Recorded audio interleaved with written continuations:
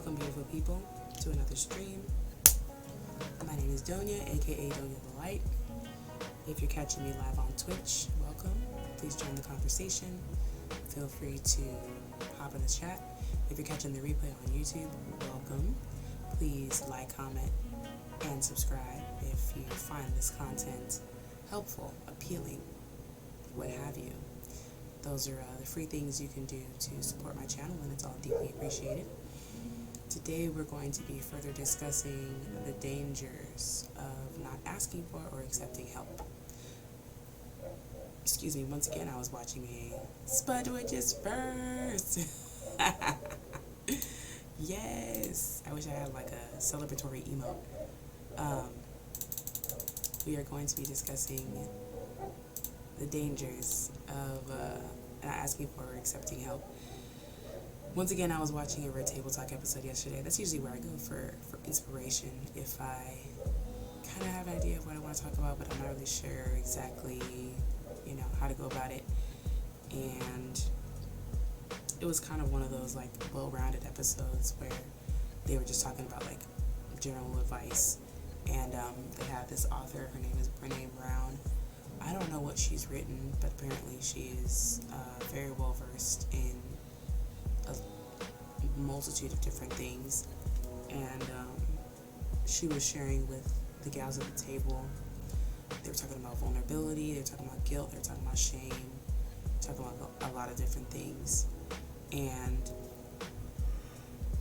what came to my mind with what I resonated with the most, good morning, was this idea that the reason why we put ourselves in positions to help all the time is because we place higher value on the role of being the helper versus the role of being the helped. So we avoid it. We avoid being the person who is helped, and this is where a lot of hyperindependence comes from. And it's more than, in addition to, the value that we place on that role, there's a lot of, sometimes there's guilt associated with it, sometimes there's shame associated with it. But this is kind of where hyperindependence is born, right? Because we don't see any value in asking people for help. We don't, that's the problem, right?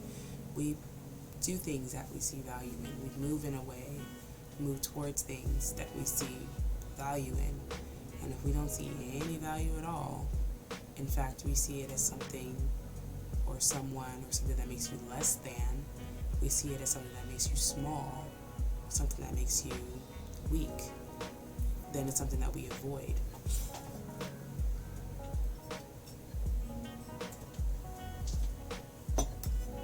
The reality, of course, of the situation is that it requires a lot more strength, courage, and vulnerability to not only admit that you need help, but ask for it and accept it when it's provided to you.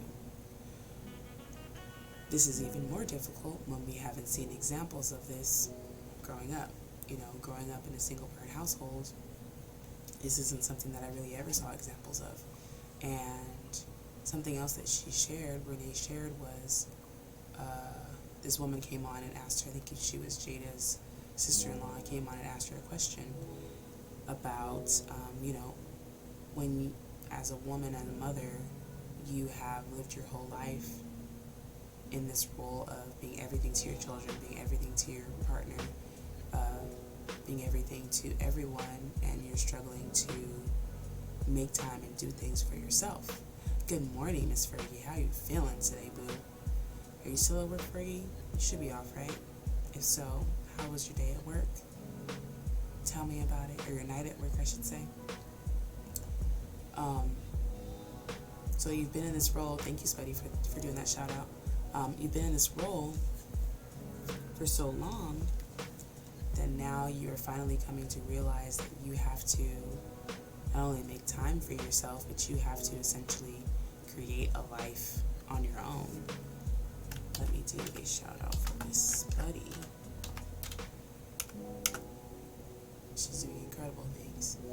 Um, now you have to find things that you enjoy. You have to find things that set your heart on fire and that make you smile. Of course, buddy. Fergie says, I didn't go in. I didn't have a good night after I left y'all. Aw, I'm sorry, beloved.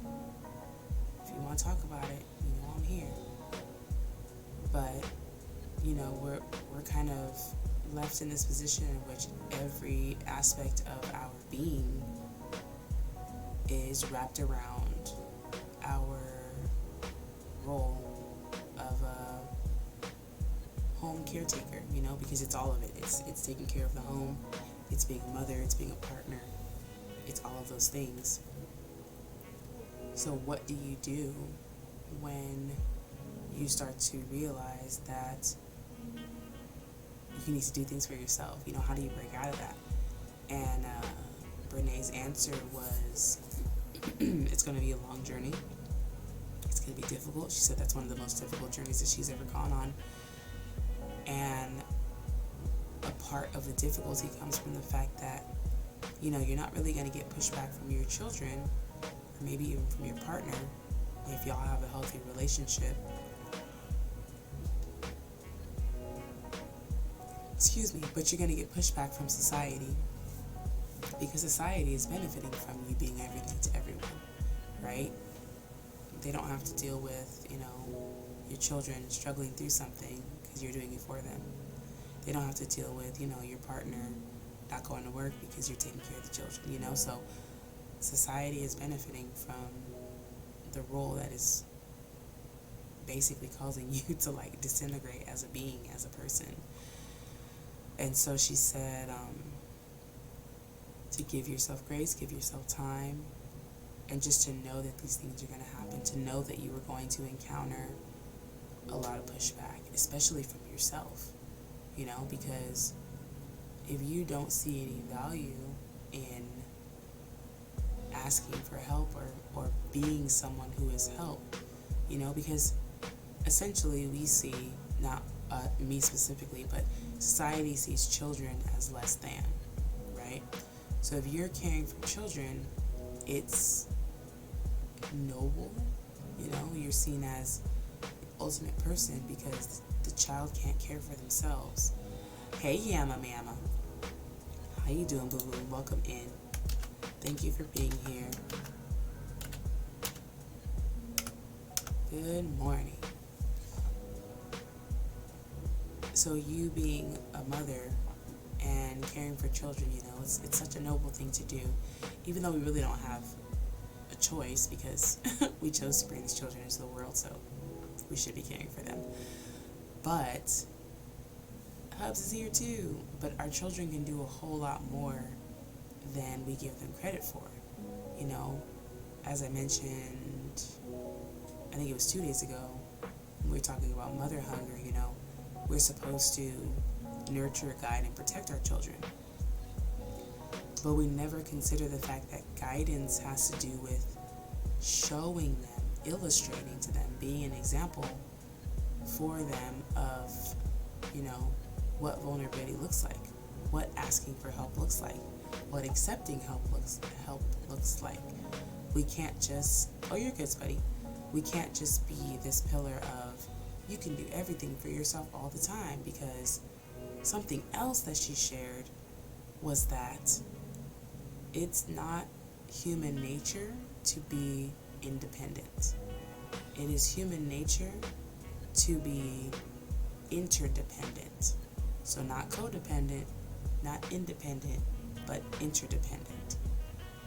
We are wired to rely on each other.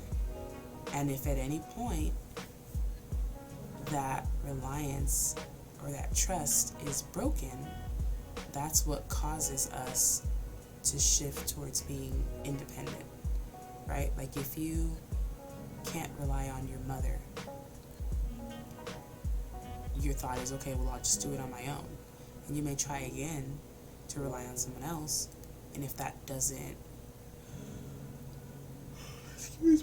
if that doesn't happen the way that it's supposed to, if that person doesn't respond the way that they're supposed to, if they show that they are not trustworthy and they're not available, they're not whatever, that pushes you back to independence, and then we slowly start shifting towards hyper-independence, where you get in a position where you reach your hand out, right? You reach out for help, you reach out for support, you reach out to lean on people, and they're either just not there, they're not available, or, whatever your expectations of them are, they just don't stack up, whatever. So you slowly start moving towards independence, right? Where you can only rely on yourself. But in that independence, you might be down to reach out every once in a while and ask for help. Every once in a while, you might be down to share some of your responsibilities. And if that still doesn't work out, then, you're getting closer and closer to hyper-independence, to where not only do you not ask for help at all, but you avoid it at all costs, because you deeply believe in, the core of your being, that you cannot rely on anybody else, because too many times people have disappointed you, But just like we're mentioning about, when you consistently attract narcissistic partners, you are the common denominator in that equation. And that's not to say that, these narcissistic people get a pass, but what could you be doing differently? You know what I mean? So one of the biggest things that we can do differently when it comes to asking for help is asking for help without expectations, I recently heard, when you delegate a task, let's say I ask my husband to mop the kitchen, and then I'm hovering over him the entire time he's mopping the kitchen to make sure he's doing it right. Now I'm diminishing what he's doing, which is going to probably prevent me from asking for his help or asking him to do whatever in the future. Yama says, I agree. I've learned not to let people who've done me wrong allow me to treat other people wrong before they've even had a chance to show themselves. Exactly. Because we have such high, unrealistic expectations of what we want people to do, or what we think help is supposed to look like, She has such a calming voice. It really makes me think. Thank you, Spuddy. We have these expectations of other people. Oh no.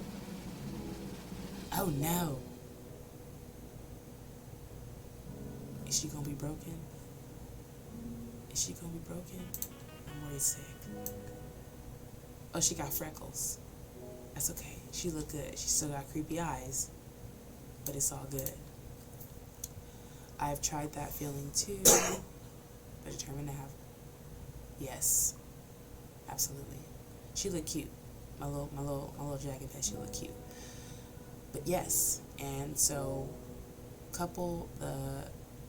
today will be a good day.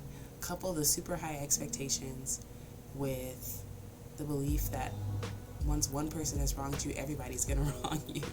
Once one person isn't there for you, no one's going to be there for you. You put those two together, and you got a perfect recipe for hyper-independence.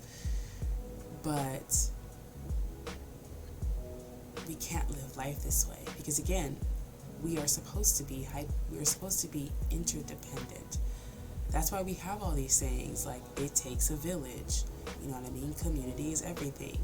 But even if you have a village available to you, whether that be family or not, because that's a whole other conversation, villages are always going to look a little different to different people.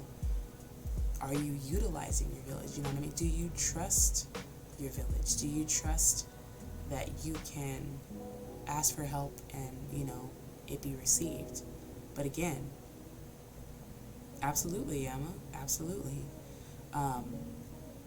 If you, dang, I lost my train of thought. If you have really high expectations, when it comes to asking for help, not only is it the expectations, but it's the, dang it, why does it keep disappearing out of my mind? It's the expectations, and it's following people around and expecting them to do things exactly how you do it. I recently heard that if you ask someone to do a task for you, that's the end of the conversation. That's it. And if you need to be super, super specific, that's fine.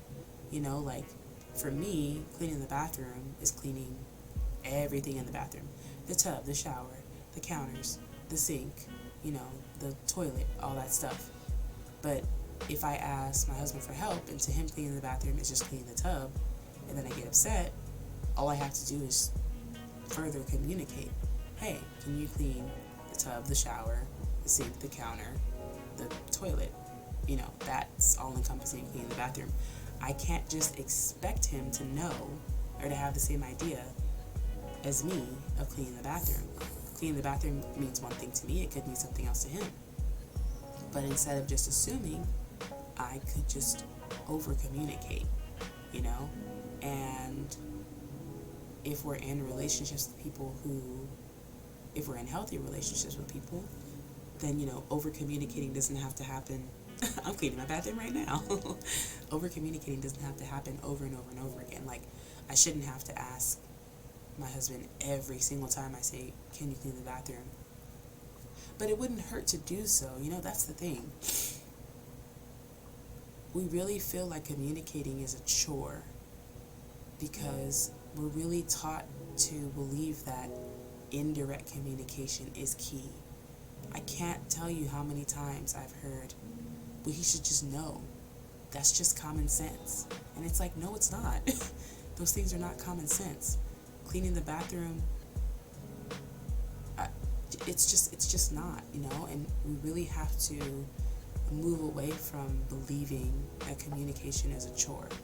Because if we believe that it's a chore, or we believe that people should just be able to read our minds, we're not going to ask for what we need. Yeah, chores are not common sense. Cleaning is also a skill. That's very true. And that's something that a lot of people don't want to recognize, that a lot of things that are supposed to be just common sense are actually skills that you have to practice. You have to start off being bad and then you slowly get better at it. Like if I ask DJ to clean the bathroom, you know, he's almost 6 years old, it's not going to be done well. Why? Because it probably will be his very first time cleaning the bathroom. You know, he's great at spot cleaning, he's great at cleaning up after himself, but he's never done something that large, you know? So in that space, I would have to pinpoint exactly what I need him to clean, how to clean it. I'd have to show him examples of it, you know? I went through that at work. Direct communication is the best thing you can do. People just assumed and got mad when it didn't go their way. Exactly. It's like you're setting yourself up for failure if you don't take the time to just communicate. Communication is not a chore. Communication is also a skill. Getting mad about outcomes we didn't try to control is a lot too. Exactly. The fact of the matter is, if you ask someone to help you with something, as long as it gets done, that's all that matters. You know?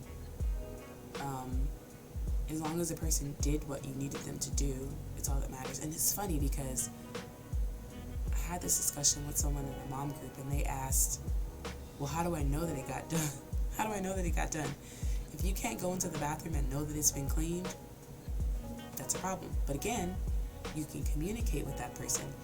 You don't have to see, and this is where just communication has to be practiced, because there are certain people who can be asked to do something, they do it. Yeah, trust but verify. And you might ask them, hey, did you clean the toilet? You know, when I asked you to clean the bathroom, did you clean the toilet? Because I mentioned clean the toilet. Did you clean the toilet?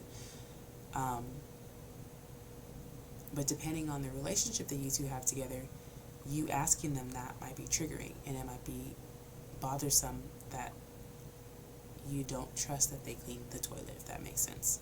There has to be some sort of visual indication that they didn't, you know? Or you could just lead with that. Hey, I noticed that there's still, you know, urine on the side of the toilet. Could you re-clean that? You know what I mean? Instead of saying, hey, you did a really bad job cleaning the toilet. Could you go get that again? No need to hover over others in the midst of doing a task. Yes, it shows you don't trust them. Oh, thank you for your sub, Fergie. I appreciate you, beloved. I like my little video. Thank you, my love. I appreciate you. Right. Hubs in his emotes. Clean. Exactly. That's not conducive to a healthy relationship between two people. You know, it's just not. But those things start elsewhere, you know? Like, if there's something looming in the relationship prior to that, and then you're harassing them about cleaning, you know, in this specific way. That's the thing, though. It can't be this specific way. Bless you. It can't be, oh, did you use the pine salt? Because I always use pine salt. You know, it can't be that level of control. And that's difficult. It's difficult to step away and just allow someone to do something. But again, it takes practice. You know, if, excuse me, if it's something that you haven't done before, it's something that you need to spend time practicing, you know, and the best way to practice is just to do it, you know, just to literally do it. Sometimes it looks like, you know, outlining whatever it is that you're going to do for the day, and then thinking, you know, who could I delegate one of these tasks to? Who could I ask for help with one of these tasks with, you know?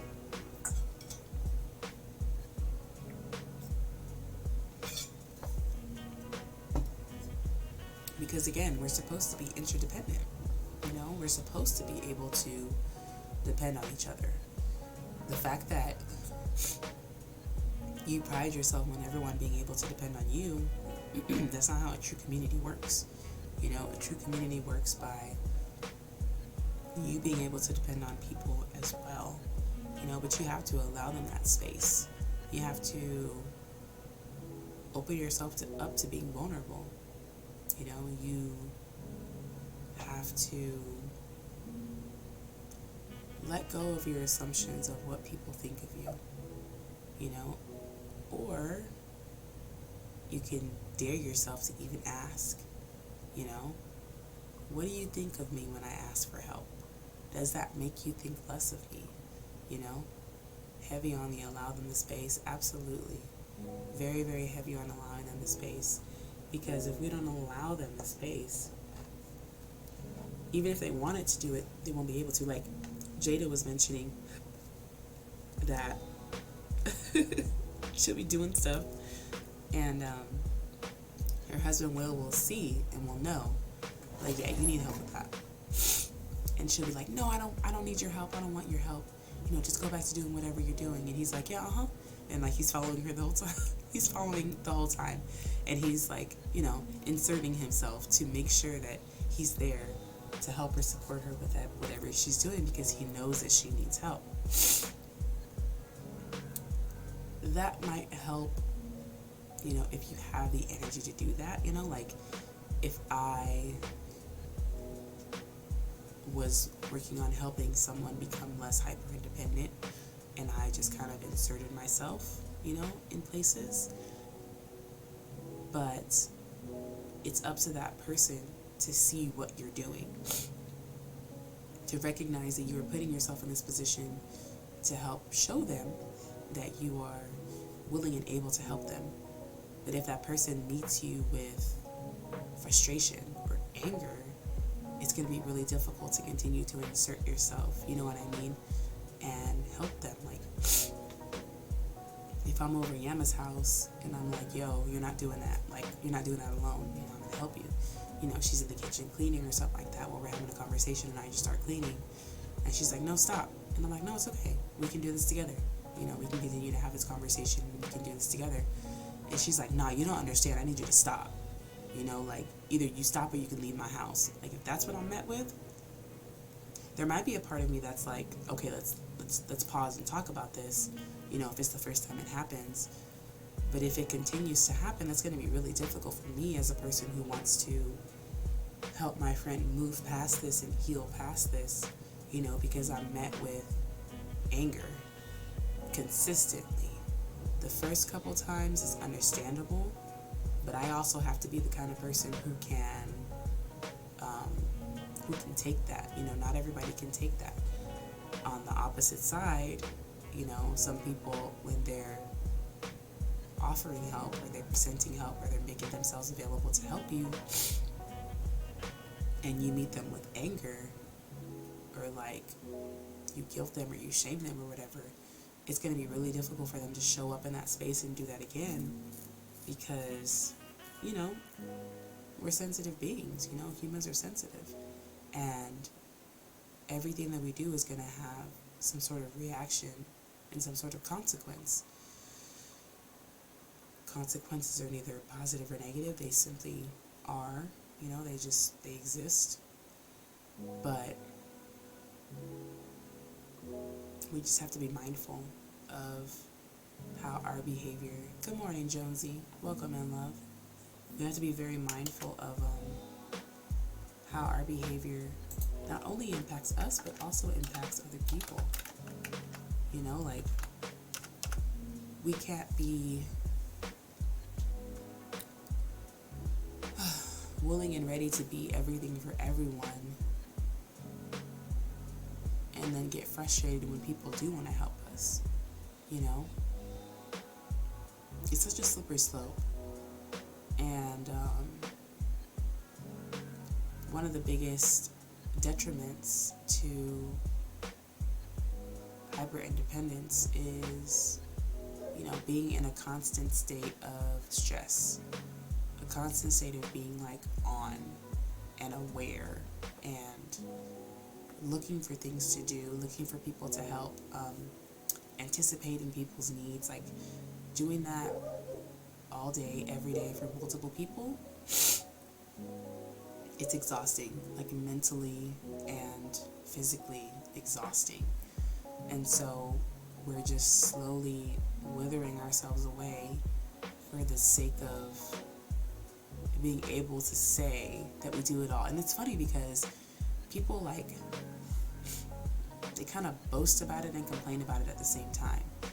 Like, it's that, that's what it is. It ties into the grind mentality. This belief that you have to push yourself as hard as you possibly can every day. And if you ain't dead, you can do it all over again. Why? Because capitalism. Capitalism supports us pushing ourselves to the brink every single day, barely getting enough sleep, not eating enough nutritious food, and then doing that shit all over again the next day.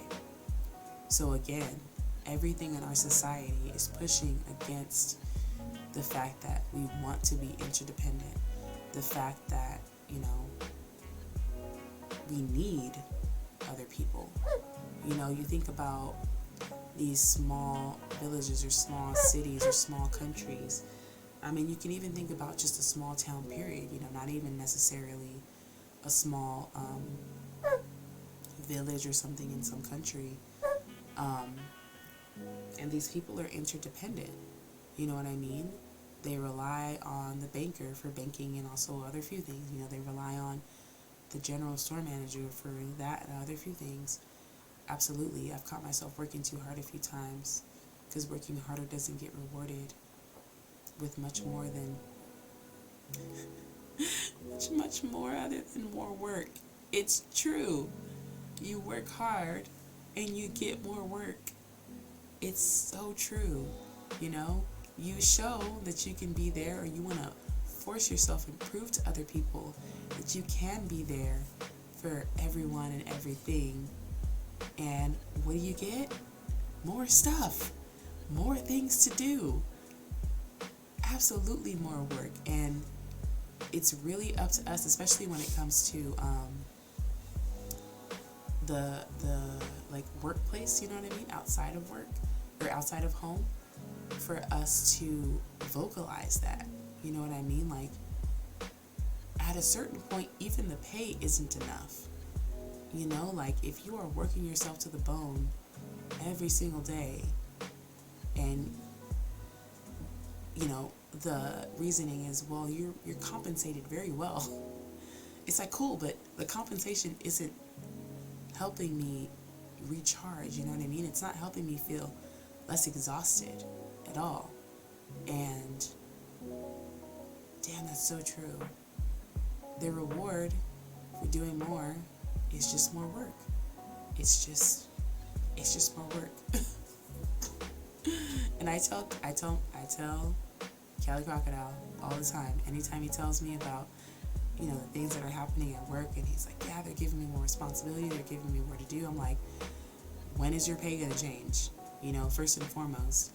And like I was talking to Wise Jones yesterday after he left the stream, you know, asking him why he's working so hard that he's barely been able to sleep, you know, and he's like, well, I decided to take on more responsibility and yada yada yada. And I'm like, how come your workplace doesn't care about your quality of life? And he's like, well, my quality of life is better now. Right, with more responsibility comes more coins. Sometimes more responsibility brings more coins, but not always. A lot of the time we have to speak up for ourselves and really be adamant about, I'm not doing that unless you pay me more, and significantly more. I'm not talking about no 50-cent raise. I'm talking about a couple dollars, okay? A couple dollars per hour. Like, you need to show me that you at least value my time, you know? At least value me as an employee enough to pay me, because the fact of the matter is, Spider-Man, he had a job too. Right. He legit had a whole job in addition to being mother freaking Spider-Man. Yes, Target was paying me $30 an hour, but it was not healthy for me, not an environment I could thrive in. Right, because it wasn't worth it, you know. And I'm glad that Yama, and I think you should talk about it more, Yama, because you are a perfect example of when the pay just isn't enough, you know, because and I remember you sharing with me, like, just how terrible it was. Hub says, I made Kroger pay me for the supervisor position when they moved me in the position without speaking on the pay. Right. Then I was always working. Exactly. But these are examples, or these are things that we need to talk about more, especially in the Black community, you know, not staying somewhere just because they're paying you. You know, like, how are you actually feeling when you come home from work every day? And how is that pay changing anything? You know, because the pay could come with, you know, access to a great therapist, great health care, you know, the ability for you and your family to live in a certain neighborhood. But how are you feeling? Like how long could you work in this environment and still feel like yourself? You know, still feel like you have something to give to your family, to your children, to your partner, to yourself. You know, do you have any energy to do the things that you love? You know, like, I knew it was bad when I would get irritated with Dylan and he didn't do anything. Exactly, I was just on edge, right? And as soon as Yama started working that job, she didn't play WoW no more at all. She didn't even sit at her desk. She had no time to do the things that she enjoyed doing, because this job was, you know, completely taking over her life. And it's like, if you are, I mean, that example is perfect. If the effects of your job are spilling into your regular everyday life, that's a problem. Because you really should be able to just leave work at work. You know, you really should be able to just leave work at work. But we're so accustomed in our society to complaining about everything that we take everything everywhere. You know, we complain about our children, we complain about our partners, we complain about our relationships. And it's because deep down, we're unhappy. Why? Because we're freaking exhausted. Why? Because we won't ask for help. We are forcing ourselves to be in this perpetual state of high stress, on edge, unhappy, irritable, because we won't ask for and accept help. Because our expectations are too high, because we can't delegate a task without hovering over the person and making sure they do it just like you do it, you know? we're doing this to ourselves, and it's so unhealthy. We already, as Black people, experience tremendous amounts of stress that's just literally in our genes, in addition to the fact that we're treated a certain way everywhere we go, we're looked at a certain way everywhere we go. There are certain situations that do require us, like to mandatory aspect, like going to the doctor. But if we're being shown and told everywhere, that we can't trust doctors because they don't believe that Black people or Black mothers are in the pain when they say that they're in pain. They don't believe that,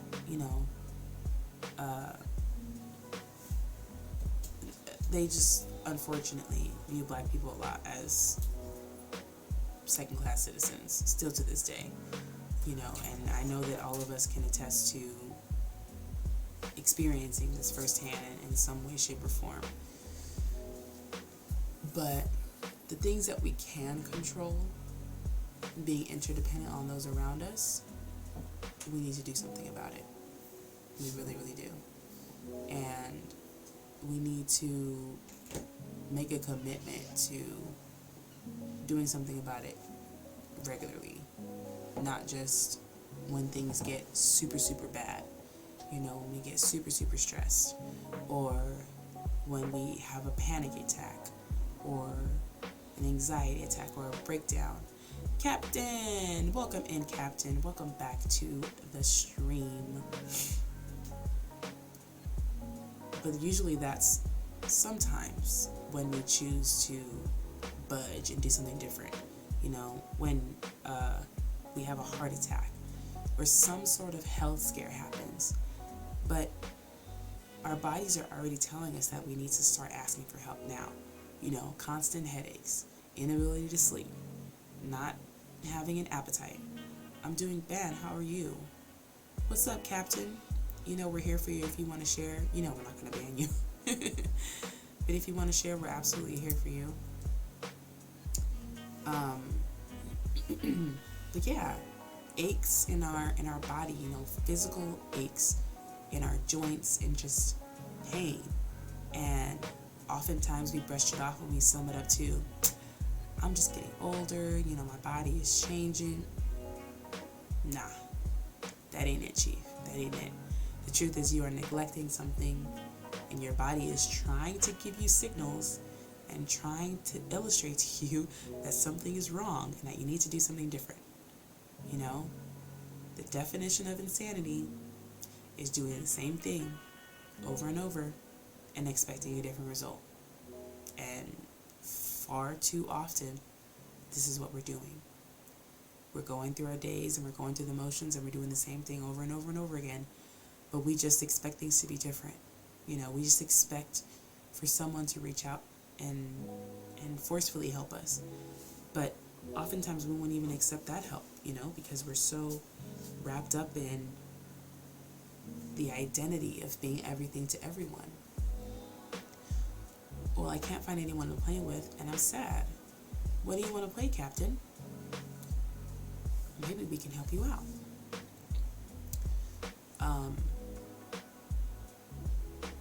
But we make being the helper our identity. We place way too much value on it, and we don't place value on allowing others to help us. We don't place value on being someone who can contribute and also receive support. Someone who can take it as much as they can dish it out.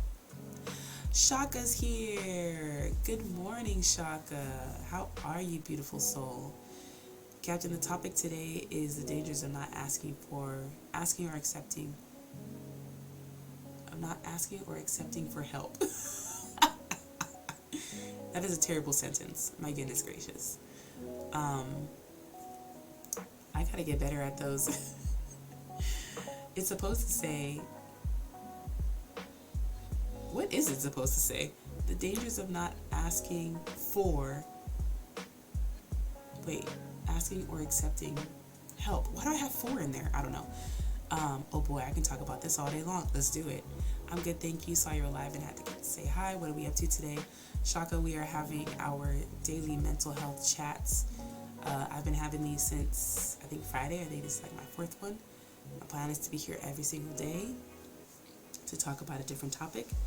But Captain, feel free to share, your experience here. And, I met Shaka because Jones has them listed on his, what's it called? One of his, timer thingies.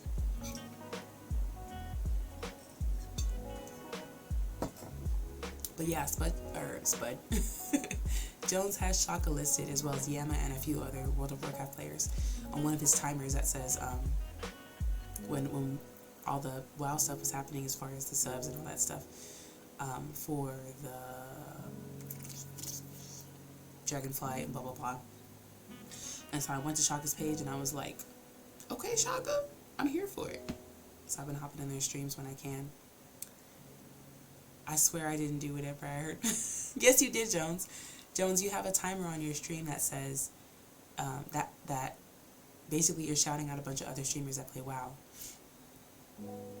Right, Shaka, this is the place. This is the safest, most magical place you could be. But Captain, let's talk about it. Yeah, you did do that, Jones. You're so silly. This topic is one that we all struggle with. I'm majestical. I hope you're making breakfast and taking something to lunch. How can I censor something? Like put brackets before it? Censor something? I don't know. You don't have to censor anything though, love. Not with that picture. More majesticals. Right, exactly. But we have this beautiful community, right? We have all of these beautiful beings who are interacting in the chat. Shaka, Spudwitch, Captain, Jones, Kelly Crocodile, Yamazonia, and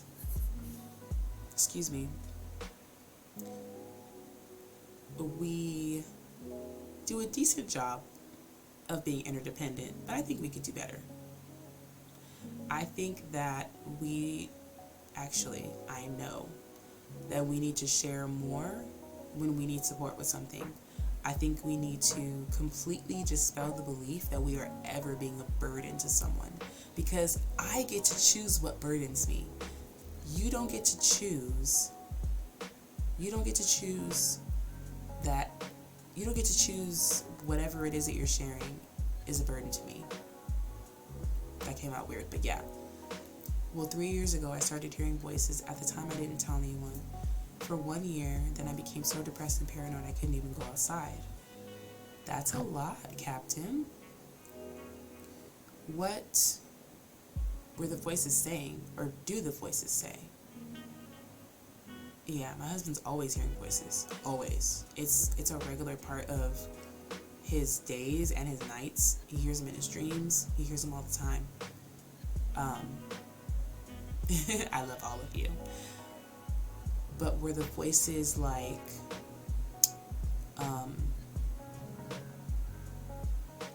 are they shaming you? Yeah, it can absolutely be taxing on your energy, especially if you feel like you don't have a safe place to share, what you're hearing. But yeah, Captain, are the voices shaming you? Are they guilting you into something? You know what I mean? How do they make you feel? Or is it just the fact that you felt like you couldn't tell anyone? Jones, did you even sleep? That's a valid question, Shaka. That is a valid question. Did you sleep, Jones? Did you? Because you might not have. But hearing voices, seeing spirits, feeling the presence of something or someone, and bringing that to someone's attention, you feel like you don't need sleep. Bringing that to someone's attention, and then trying to tell me that would be even more difficult and stuff like that. I'll end it here before I go any deeper. Man, That's a lot. She's struggling this morning. I feel you. Maybe we were struggling for a little bit too. But that's really, really a lot. Because your mom was on one. Ugh.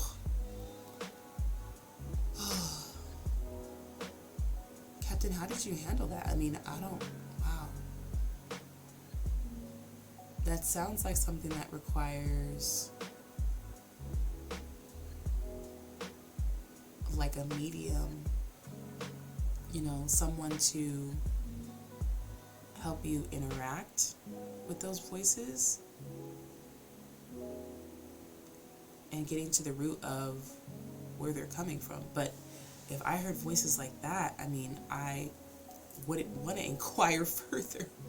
You know what I mean? If I was hearing voices telling me to harm myself, I wouldn't want to inquire any further because, well, I was hopeless and still am until I met a girl.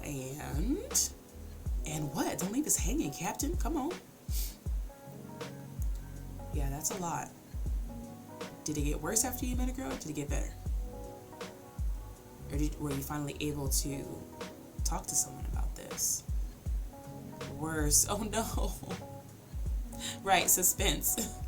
Go ahead, Fergie. We'll see you when we get back. Oh no, it got worse. What happened? How did it get worse? Right. Same jokes. I'm like, no. You definitely need someone that can connect with the voices and spirits exactly to get to the root of, who they are, where they're coming from. Because that's, oh my goodness, that would be exhausting. Especially because voices dealing with killing yourself usually is you talking to you. Wait 1 second, I'll be right back. Okay, Shaka, we'll see when you get back up. I know. Knowing that is even harder.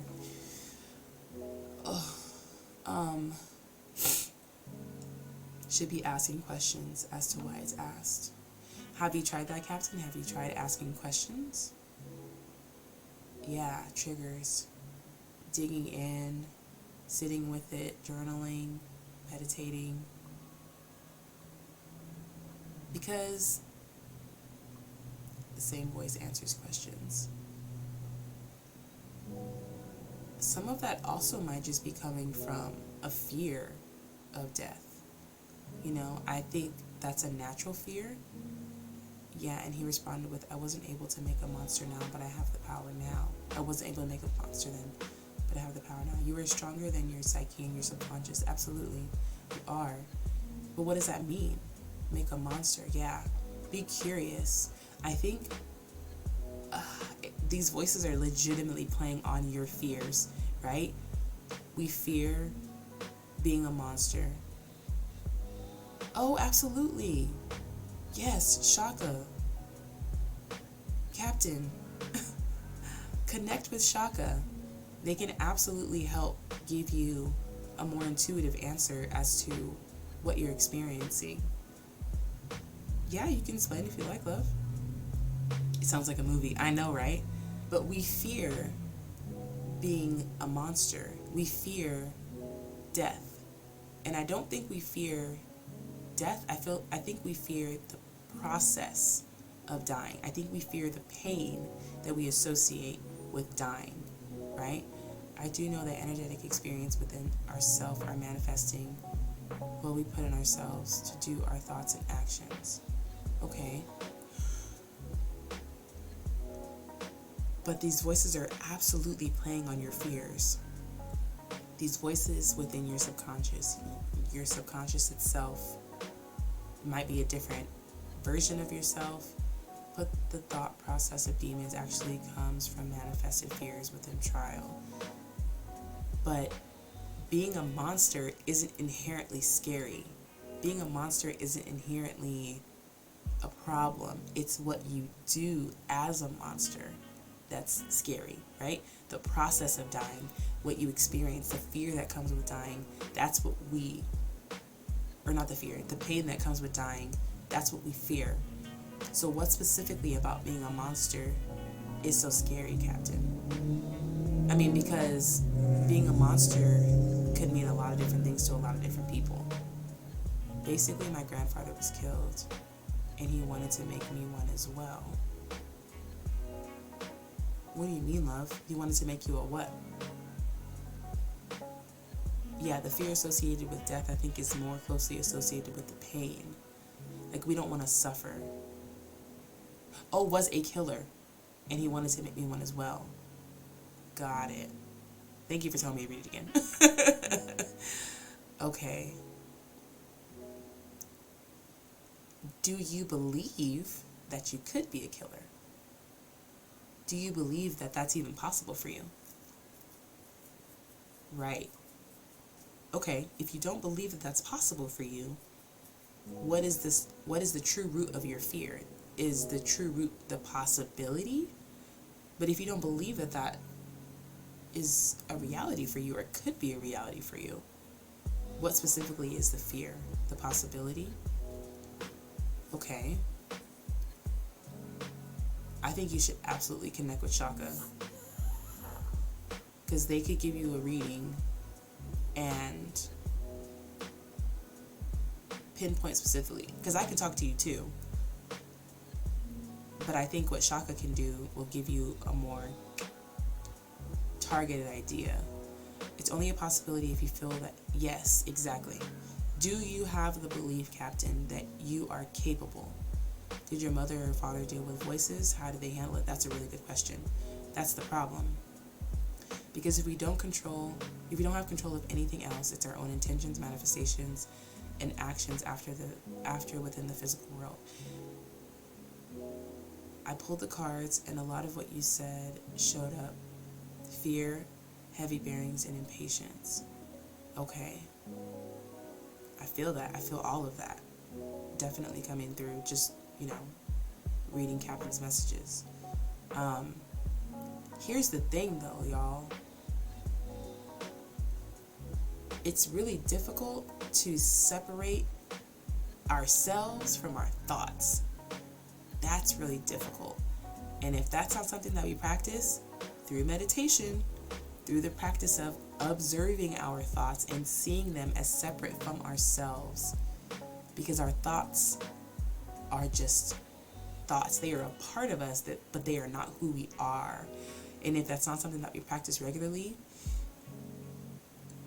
we believe whatever it is that we think, right?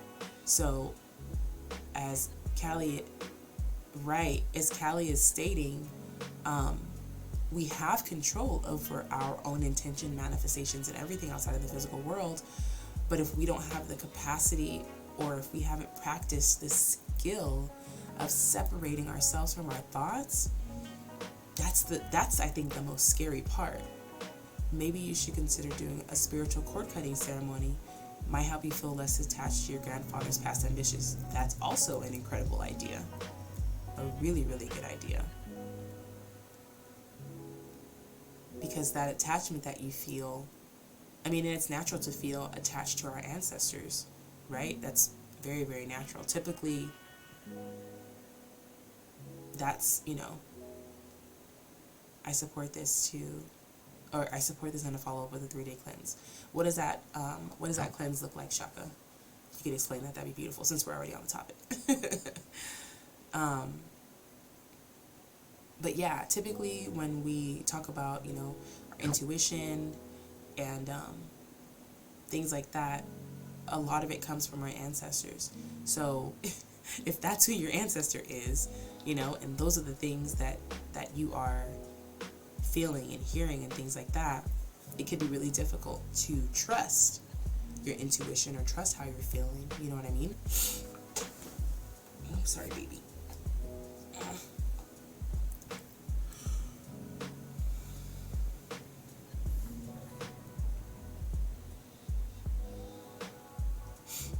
And thank you for fudding. Thank you for feeding the dragons, Fuddy. I appreciate you. I like her freckles. I just want my dragon to have eyes again. That's all. Is that too much to ask? Excuse me. Is it too much to ask for my dragon to have eyeballs? Like, where her pupils go. I'm feeling better after I started going to church. I'm not sure if it's the belief for the better or God actually is trying to help me, but I'm on the right path, I think. That baby said, I'm starving like Marvin. I know, I changed that little text.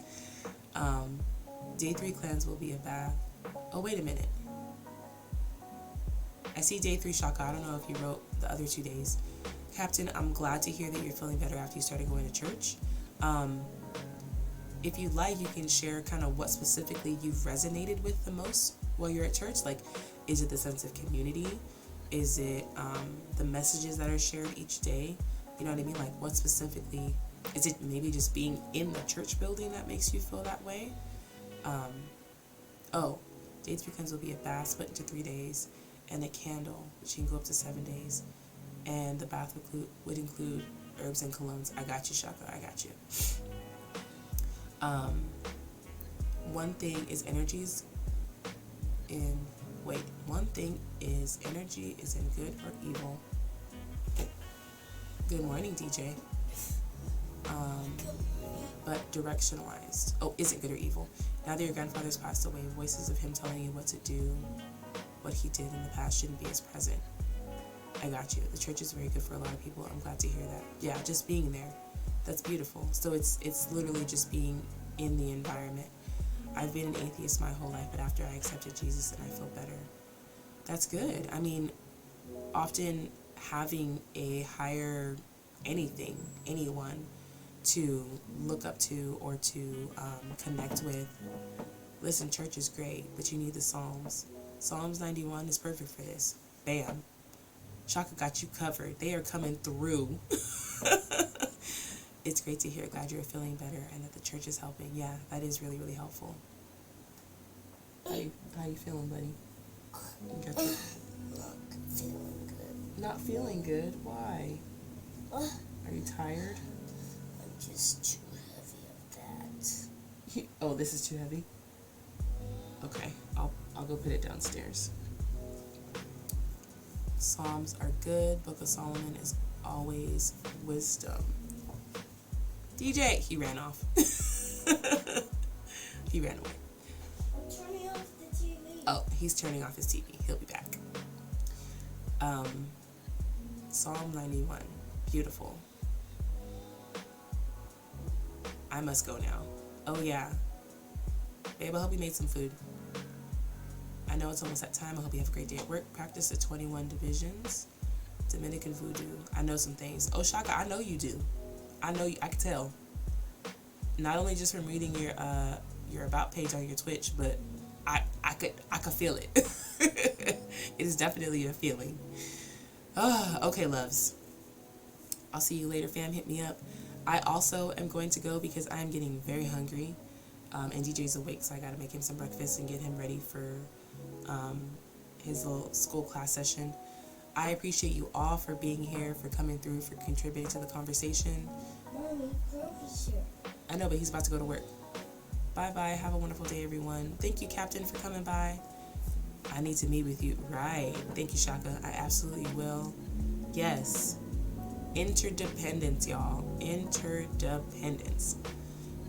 We need each other. Yes. Captain, I'm going to send you a quick whisper so I can check on you again later today.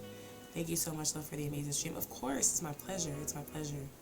Anyone is welcome to mention you. Thank you, Shaka. But yeah, Captain, I'm checking on you. Shaka, if you're going to be streaming today, I'll be in there like swimwear. You want to say see you later? No, not today? Okay. Excuse me. All right, my loves. Have a beautiful Tuesday. I might be back later streaming. It's already Tuesday. Yeah, today's Tuesday. It depends on the baby and how the baby's feeling. If he takes another good nap, then maybe I'll play some Sims or some WoW or Fall Guys, something like that. I love you all. Have a beautiful Tuesday. Ask for help today. Do it. Ask for help. If you're watching this replay on my streams and in my dreams, no. If you're watching this replay on YouTube, like, comment, subscribe, contribute to the conversation. If anything you spoke about today resonates with you, let me know. So I always, you know, have more ideas of what we can talk about. Can I play 5 of Uno? Can we play 5 games of Uno? Yes. We can play some. We can play one. All right, love. Have a beautiful day. I'll speak to y'all tomorrow. I'll be back. Bye.